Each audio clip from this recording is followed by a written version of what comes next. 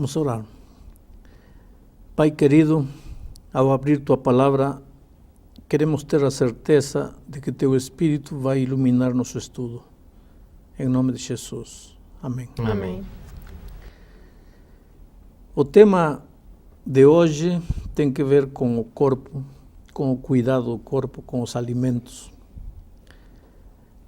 Para começar, vou ler um texto de São Paulo aos Coríntios, no capítulo 6, verso 19 e 20, diz assim: Acaso não sabeis que o vosso corpo é santuário do Espírito Santo, que está em vós, o qual tendes da parte de Deus, e que não sois de vós mesmos, porque fostes comprados por preço. Agora, pois, glorificai a Deus no vosso corpo. O cristianismo não é apenas um assunto de palavras. Devemos amar a Deus com nossa mente, com nosso coração, com as nossas palavras, mas também com os nossos corpos.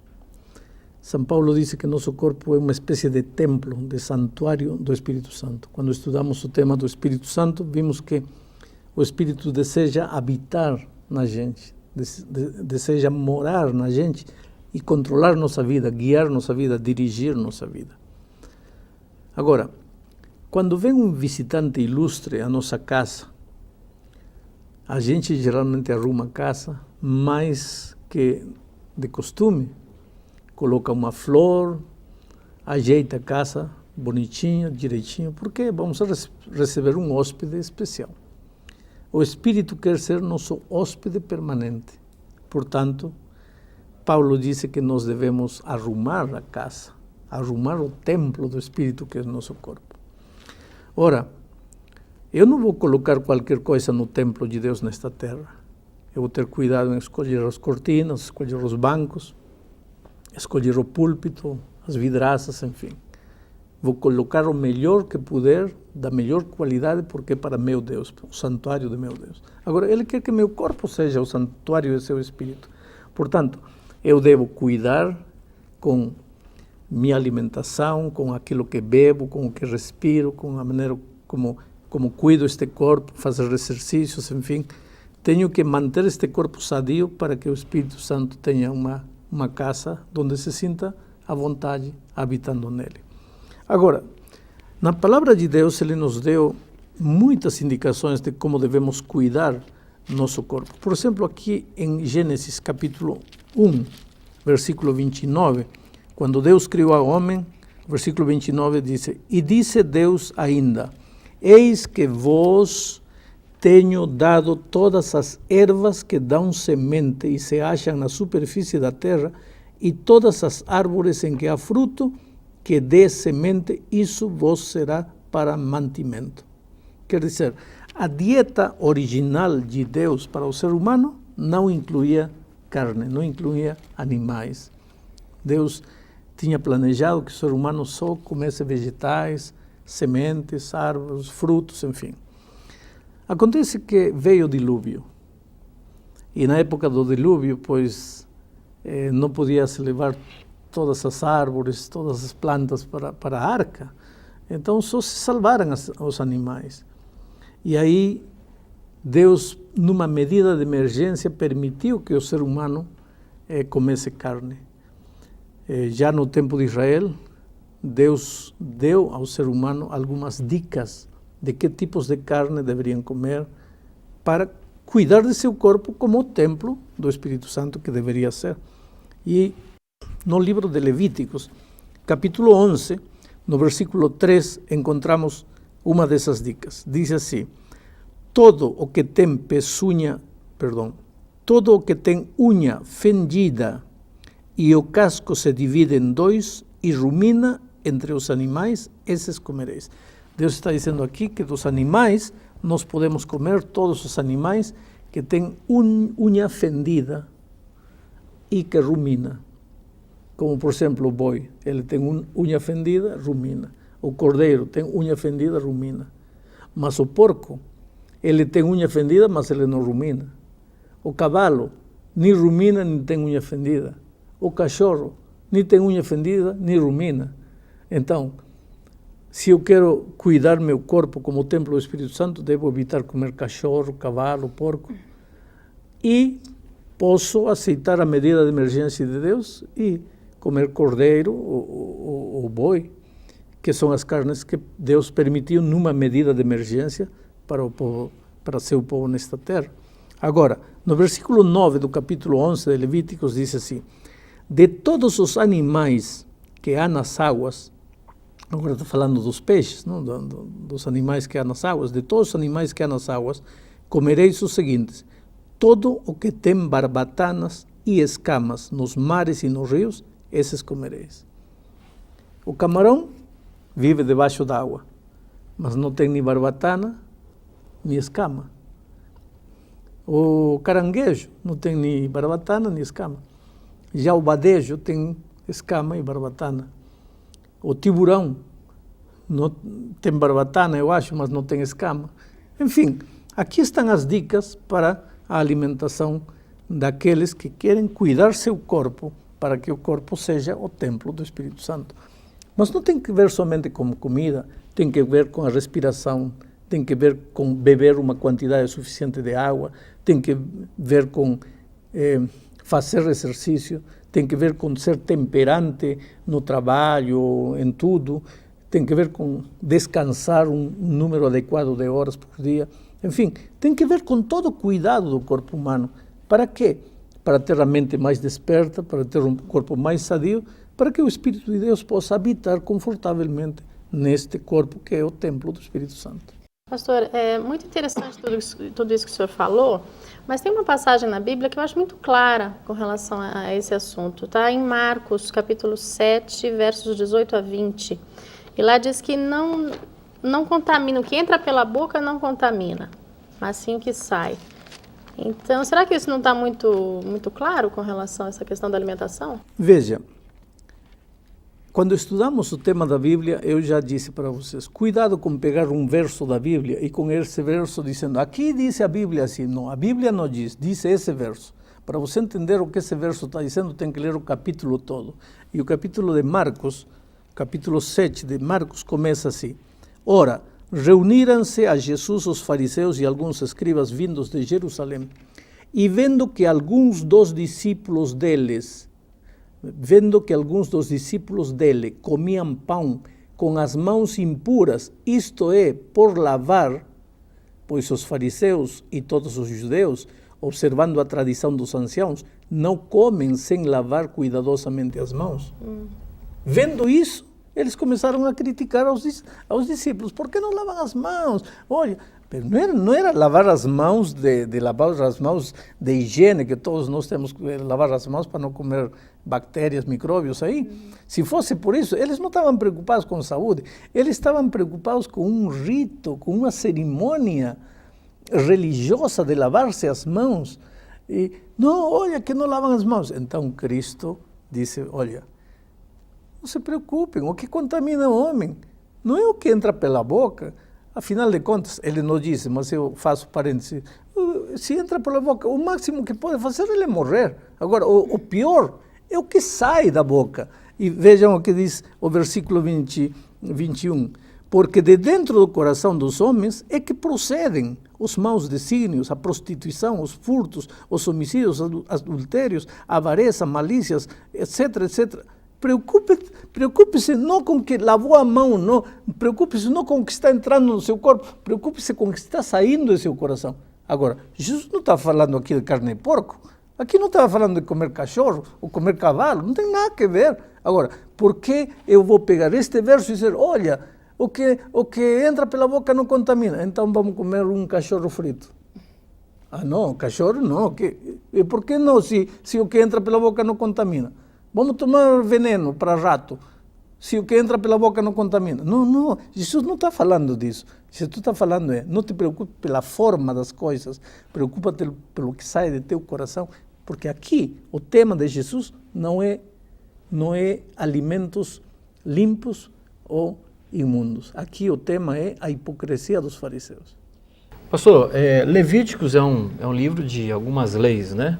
E algumas delas foram colocadas por Moisés, para aquele povo, para aquele momento, para aquele instante.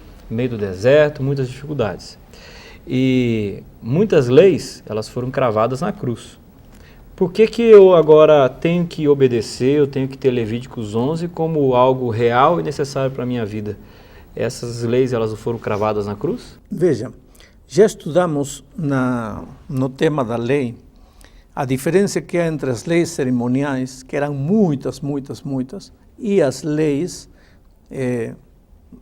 morais, que são os 10 mandamentos. E já vimos que todas as leis cerimoniais terminaram na cruz do Calvário. Só que este capítulo 11 Levíticos não está entre as leis cerimoniais, está entre as leis de saúde, entre os conselhos de saúde. Quer dizer, o que te fazia mal antes do Sinai, o que te fazia mal durante o Sinai, te faz mal na cruz e te faz mal hoje. Quer dizer, se você come rato, pode morrer no Sinai, depois do Sinai, na cruz e hoje. Melhor não comer rato. Não tem nada a ver com foi cravado na cruz. Quer dizer que porque foi cravado na cruz, as leis cerimoniais foram cravadas na cruz, mas as leis de saúde não, porque as leis de saúde são vigentes para nossos dias. Pastor, mas isso não tem nada a ver com salvação, né? Acho que o Marco concorda comigo. Esses itens têm alguma coisa a ver com salvação? O fato de eu beber determinadas bebidas ou comer determinadas comidas, isso tem a ver com a minha salvação? Não tem que ver com o fato de ganhar a salvação. Não pense você que porque não come porco vai ganhar a salvação. Não existe salvação pelo porco, existe unicamente salvação pelo sangue de Jesus. Não é porque você deixa de comer cavalo que vai ganhar a salvação. A salvação é pela graça, já vimos isso. Mas se você pode ser salvo e viver com saúde, por que tem que ser salvo e viver doente? Então cuide seu corpo para viver com saúde, feliz da vida. Tem muita gente que alcança a salvação, não cuida seu corpo. Então, é salvo, mas um salvo doente, gastando todo o seu dinheiro com remédio, em farmácia, com médico. Deus quer que, veja o que diz aqui em São João, amado, diz assim, amado, eu desejo que sejas prosperado e que tenhas saúde. Esse é o plano de Deus para nós, que nós tenhamos saúde, que sejamos felizes, salvos e com muita saúde para servir-lhe. É que quando eu olho, por isso que eu fiz aquela pergunta para o senhor, pastor, a lista de Levíticos 11, e aí vem separando o que eu posso comer do que eu não posso comer, e vejo Atos capítulo 10, que está falando a respeito de Pedro, né? Pedro agora estava ali dormindo tal, teve um sonho, e só um pedacinho desse sonho, me permita, ali Atos capítulo 10, versículo 12, diz assim, ó, contendo no versículo 11 antes. Então viu o céu aberto e descendo objeto como se fosse um grande lençol, o qual era baixado à terra pelas 4 pontas, contendo toda sorte de quadrúpedes, répteis da terra, aves do céu. E aí ele ouve uma voz. E ouviu-se uma voz que se dizia a ele, levanta-te, Pedro, mata e come. Então eu não consegui agora, está comendo tudo, né? Todos os quadrúpedes, répteis. Levíticos 11 não pode comer isso. Agora em Atos capítulo 10 pode comer.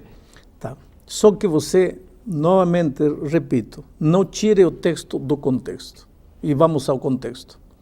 Aqui é uma visão que Pedro está recebendo. É uma visão. E o versículo 17, tem que ler tudo, não pode ler só o versículo anterior. O versículo 17 diz, enquanto Pedro estava perplexo sobre qual seria o significado da visão, por que estava perplexo?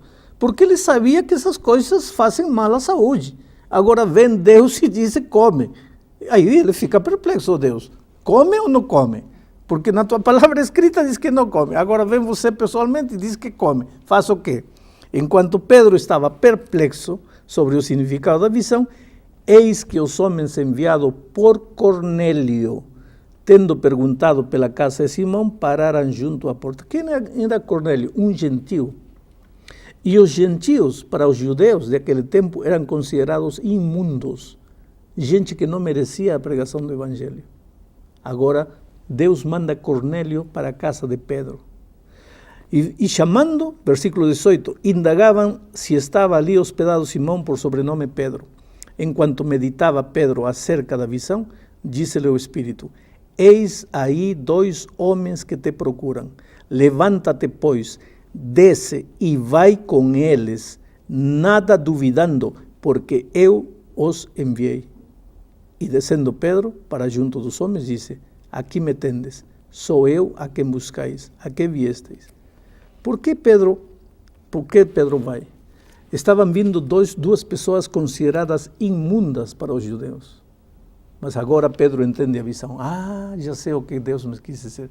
Deus me quis dizer que eu não posso dizer imundo aquilo que Deus limpou. Jesus morreu também por eles. Então Pedro foi para pregar o evangelho para eles. O tema deste capítulo não é comida. O tema deste capítulo não é alimento limpo, é alimento imundo. O tema deste capítulo é romper o preconceito de Pedro para sair e pregar aos gentis. Temos que entender o texto nesse contexto. Porque se queremos levar ao pé da letra, aqui diz assim: come tudo, mata e come. Cobra, sapo, lagartixa. Então vamos comer tudo. Mas não. Só porquinho. Agora lagartixa, cobra, isso não, só porquinho. Alguma coisa está errada. Aqui o ser humano não está querendo obedecer a Deus, está querendo fazer o que ele quer, o que ele gosta de fazer. Pastor, mas como é que a gente faz, por exemplo, para convencer certas pessoas? Por exemplo, outro dia eu vi na televisão, achei bem interessante, estavam apresentando pessoas bem idosas, 90 e tantos anos, 100 e poucos anos, e cada um dando a sua receita da longevidade, né, o motivo pelo qual estavam vivendo tanto. E muitos deles mencionando, porque eu bebo tal bebida, toda a minha vida bebi todo dia tal bebida, o outro, porque eu como tal coisa. E a grande maioria eram coisas que não eram saudáveis, pelo que a Bíblia diz. Veja, né?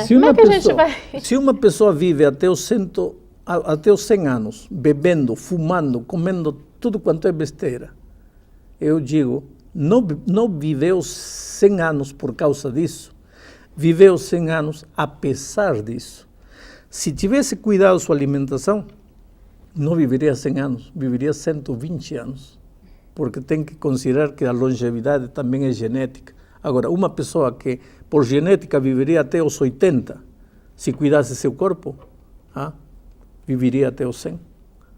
E se não cuida seu corpo, vai viver até os 80, porque tem uma boa herança genética. Quer dizer, você nunca perde por cuidar seu corpo. Pastor, a Bíblia não fala de cigarro, não fala de droga, né? Porque naquela época não sei se tinha ou não tinha, o fato que não fala. Eu acho que as pessoas não fumam e não se drogam porque, de forma inteligente, percebe que isso faz mal naturalmente à saúde. Mas a Bíblia, em vários momentos, fala a respeito da bebida.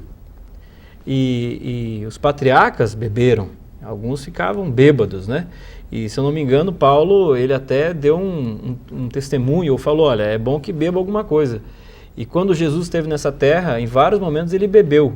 E na tradução, na Bíblia, está dizendo o vinho. Esse vinho, Jesus ele bebeu, a bebida pode, não pode, ou a Bíblia só fala a respeito da alimentação mesmo?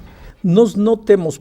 É verdade que muitos patriarcas beberam, se embebedaram, fizeram papelões bêbados, mas é também verdade que as consequências desses atos foram tristes para eles. Tristes. A Bíblia registra isso, não tenho tempo para explicar tudo. Cristo bebeu suco de uva. Cristo não bebeu vinho. Não temos um registro bíblico que nos dê sequer a mínima luz para pensar que Cristo bebeu álcool. Não tem isso. E evidentemente é contundente o ensinamento de Provérbios quando diz: não olhes para o vinho quando fica vermelho, atrativo diante de teus olhos. A ordem divina nos princípios eternos de sua lei é: não matarás. Qualquer coisa nociva que entra ao corpo está matando o corpo. E quero terminar dizendo para você que teu corpo é templo do Espírito Santo. E um dia você vai ter que dar contas a Deus de como administrou o corpo. E não é só um dia diante de Deus, sino que nesta terra, se você cuidar de seu corpo, vai usufruir melhor a vida e vai ter uma percepção espiritual mais aguçada para as coisas espirituais. Vai sentir um deleite especial em orar, em estudar a Bíblia, quer dizer, vai crescer em sua experiência cristã. Não é só o mandamento de Deus. Já disse que todas as instruções divinas são para seu bem.